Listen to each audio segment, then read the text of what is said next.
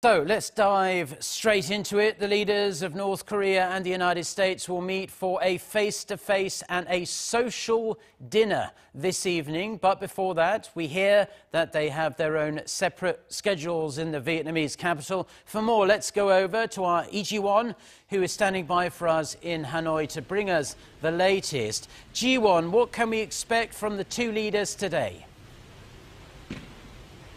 Mark, it rained this morning and the sky is a little gray, as you can see behind me, but that hasn't dampened the anticipation here for the big day ahead.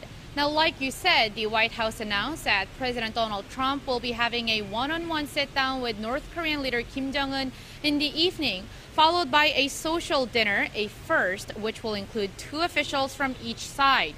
Now, joining that dinner will be Secretary of State Mike Pompeo and Mick Mulvaney, acting White House Chief of Staff. Now, all this will take place at the Sofitel Legend Metropole, which will also be the official summit venue for tomorrow.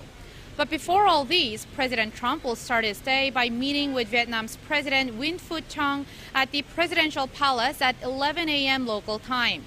Now, the two leaders will be having a signing ceremony for some commercial trade agreements, of which we'll have more details coming out later.